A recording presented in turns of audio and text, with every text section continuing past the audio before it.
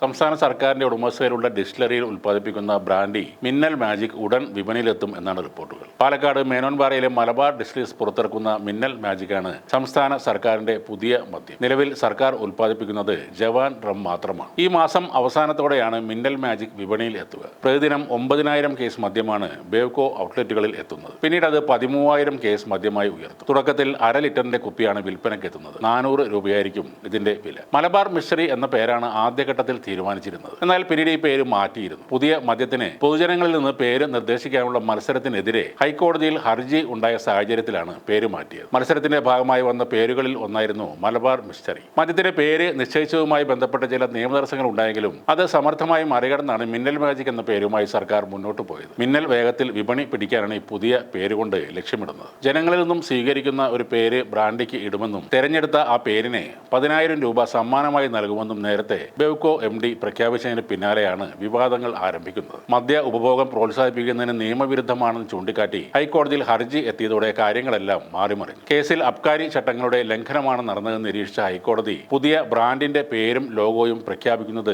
ഇടക്കാല ഉത്തരവിലൂടെ സ്റ്റേ ചെയ്യുകയും ചെയ്തു. പരസ്യം വിവാദമായതോടെ ബേവ്കോ ഇങ്ങനെ ഒരു പരസ്യമേ നൽകിയിട്ടില്ലെന്ന് കോടതിയിൽ സത്യവാങ്മൂലം നൽകി. സംസ്ഥാന സർക്കാരിന്റെ കീഴിലുള്ള പൊതുമേഖലാ സ്ഥാപനമായ ബേവ്കോക്ക് ഇത്തരമൊരു മത്സരത്തെക്കുറിച്ച് അറിവില്ലെന്ന് കോടതിയിൽ സമർപ്പിച്ച സത്യവാങ്മൂലത്തിൽ പറയുന്നു.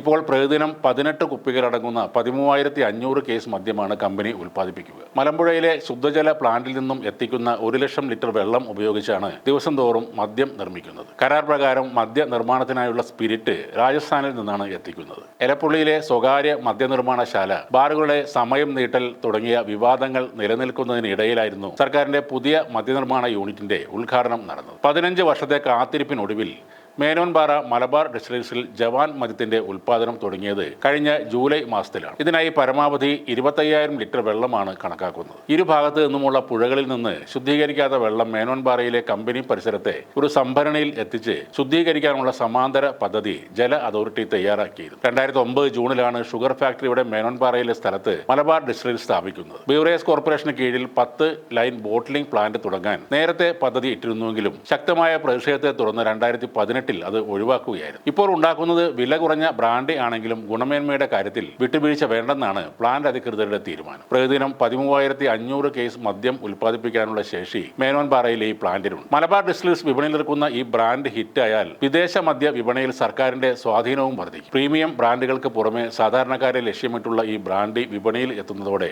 ബേവ്കോയുടെ വരുമാനത്തിലും വലിയ വർധനവ് ഉണ്ടാകുമെന്നാണ് കണക്കുകൂട്ടുന്നത്. മദ്യത്തിന്റെ ഗുണമേന്മ ഉറപ്പുവരുത്താനുള്ള എല്ലാ സജ്ജീകരണങ്ങളും ഈ പ്ലാന്റിൽ പൂർത്തിയായി കഴിഞ്ഞു. കേരളത്തിൽ പുതിയ മുഖ്യമന്ത്രി എത്തുന്നതിന് മുന്നേ മിന്നൽ മാജിക് എത്തുമെന്ന കണക്കുകൂട്ടലിലാണ് ഇപ്പോൾ ജനങ്ങൾ. കഴിഞ്ഞ ദിവസമാണ് ഏതാനും ബ്രാൻഡുകളുടെ വില 10 രൂപ മുതൽ 50 രൂപ വരെ കുറക്കാനുള്ള ഒരു തീരുമാനവും ഉണ്ടായത്.